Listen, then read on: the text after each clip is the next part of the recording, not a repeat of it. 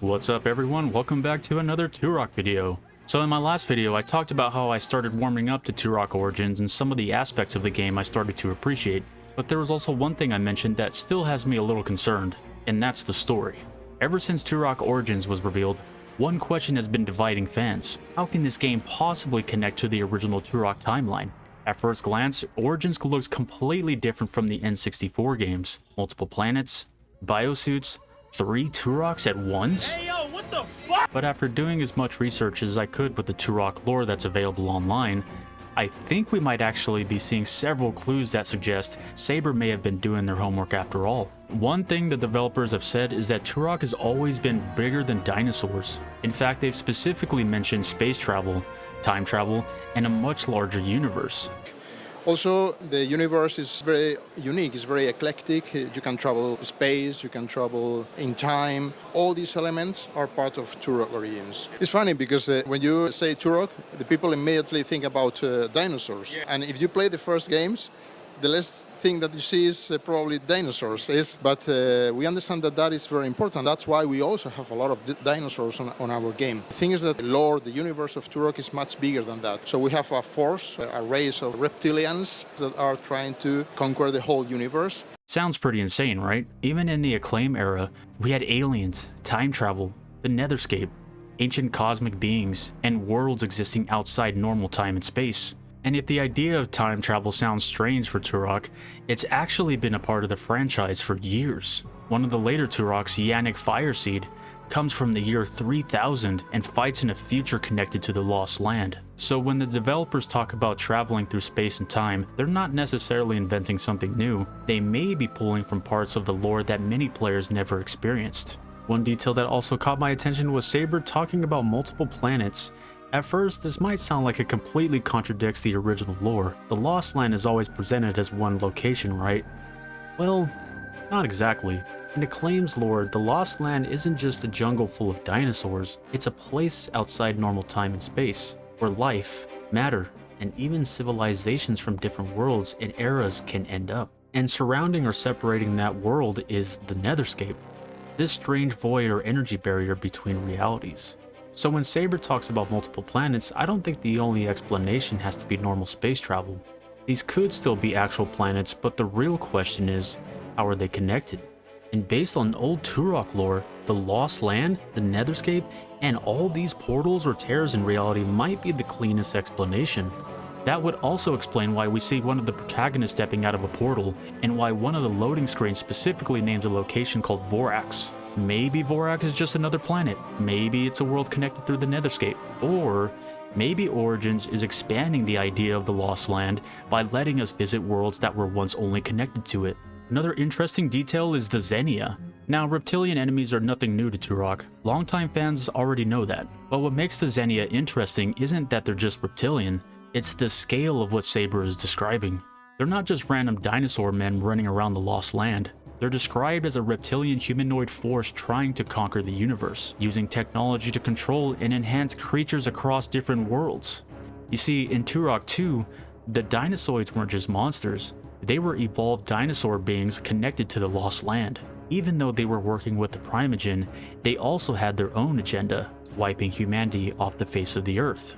Then in Turok Evolution, you had the Slag, another organized reptilian army led by Lord Tyrannus. And if you go even deeper into the old Valiant material, you also have Bionosaurs, dinosaurs modified with intelligence-boosting implants by Mother God. So no, I'm not saying the Xenia are the same thing. The idea of an intelligent reptilian force using technology, enhanced creatures, and organized military power is absolutely something that already existed in Turok lore. And make sure to keep that dinosaur detail in mind because it becomes really important once we get to the possible origin of the Turok lineage. Another criticism I've seen is the use of biosuits or mantles in Origins. A lot of fans assume this kind of armor is completely new to Turok, but surprisingly, Advanced armor has actually appeared in the older lore before. One example is Kadan, an earlier Turok from the comics. In one story, he obtains the atomic breastplate and atomic sword, which are connected to Exo Manowar from the old Valiant and acclaimed shared universe material. Now, to be clear, I'm not saying the mantles and origins are the same thing, they probably aren't, but the point is that the idea of Turok using advanced armor, alien technology, or science fantasy equipment isn't completely out of nowhere. Turok has always had one foot in ancient mysticism and another foot in weird sci-fi. So while the mantles are definitely a new direction for the games, the idea of Turok using advanced technology isn't completely new.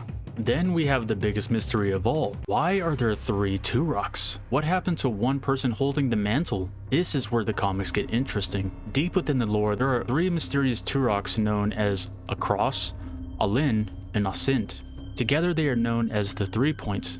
From what I can find, Talset calls upon them along with other Turoks while in a dream state to decide the fate of the Chronoceptor. Now, this part is very important. This does not mean all of those Turoks were physically alive at the same time. Some of these appearances seem to function more like an ancestral or spiritual gathering. But the 3 Point are still interesting because all 3 are grouped together, all 3 are recognized as Turoks, and they appear to share a similar appearance, possibly implying they were triplets. Other than that, almost nothing is known about them. We don't know their full story, we don't know exactly how they lived, we don't know if they're actually brothers. Am I saying the protagonists from Origins are the 3 Point? There's no evidence for that, and the fact that one of the Origins protagonists is female makes that even less likely if the 3 Points are all dudes. But it is interesting that one of the strangest mysteries in old Turok lore involves 3 Turoks appearing together, and now Origins is giving us 3 playable heroes. But the most interesting possibility isn't Kadan, it isn't the 3 Point, it isn't Talset, it isn't Joshua, and it certainly isn't Danielle or Joseph. The most interesting possibility might actually be Paul Signasaquin, the first known Turok. For the sake of your ears, I'm just going to call him Paul for this video. According to the comics, Paul was a member of an ancient Athabascan tribe and is considered one of the earliest, if not the earliest, figures tied to the Turok lineage. He is the direct answer of the Saquin Nation, the original point of the Turok lineage, and the person responsible for discovering the Lost Land. Over 2,000 years ago, Paul guided his people across the Great Divide, traveling through what later became known as the Rocky Mountains. During that journey, he discovered a strange piece of spatial energy trapped inside amber. He called it Jeklanasist, or the Time Fire. Believing this discovery could help his people, Paul tried to free the energy from the stone. Instead, it opened a vortex and pulled him into the Lost Land. Paul was trapped there for years, struggling to find a way back home. Eventually, he did manage to return to Earth and reunite with his people, but his return came with a massive consequence. By escaping the Lost Land, Paul accidentally created a dimensional rift between Earth and the Lost Land, allowing hundreds of dinosaurs to cross over into our world. And this is why I want you to keep the dinosaur detail in mind, because if Origins is dealing with portals, connected worlds, reptilian forces, and the beginning of the Turok mythos, Paul's story pretty much has all of that. Once Paul realized the danger he had unleashed, he renamed his family Selinjekla, meaning Seeds of Fire. That name would eventually become Fireseed. From that point forward, his bloodline carried the responsibility of protecting Earth from the threat he accidentally brought into it. In other words, the Turok lineage was born from a dimensional oopsie. But this is where the deeper Turok mythology gets even more interesting, because Turok isn't just a name, it's a mantle, it's a bloodline, and it's a spiritual responsibility. And in the comics, that responsibility is connected to the concepts like the Light Burden, which is basically one of the sacred forces tied to the Turok lineage. So if Origins is really explaining the beginning of Turok, I'm curious if Saber is going to touch on that side of the mythology at all. Or maybe the new mantles are their own version of that idea. I'm not saying the mantles are literally the Light Burden, but thematically both ideas point to the same thing. Turok isn't just some guy with weapons. Turok is someone carrying a burden that connects them to something much bigger. And that's why Paul matters so much. He could potentially be the one to tie Origins back into the N64 trilogy and the larger Acclaim timeline. To be clear, there is currently no evidence that Paul is actually in the game, but many of the themes Sabers keeps talking about line up strangely well with Paul's story.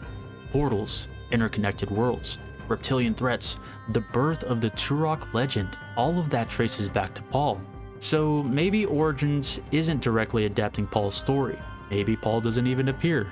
But if the game is about the origin of the Turok mantle, the first major reptilian threat, or the beginning of the Turoks as protectors across worlds, then Paul's story feels extremely relevant. It reminds me of when back in 2019, Hugo Martin and Marty Stratton from id Software were on stage talking about Doom Eternal. They said they weren't just making a Doom game, they were making a Doom universe. It's really true. We're not just making a Doom game anymore, we're building a Doom universe. Now obviously these two situations aren't exactly the same, but I do think there's a similar feeling here. Before Doom Eternal came out, and even after it released, some of the fans were skeptical of how much the game expanded the lore. Doomguy wasn't just being treated like an angry marine anymore. He was becoming this almost godlike figure tied to ancient civilizations, prophecies, cosmic wars, and this much bigger universe. Some people loved that, some people felt it was too much, and with Turok Origins, I feel like we might be seeing a similar reaction. But just like Doom, maybe the question isn't whether it looks exactly what we remember.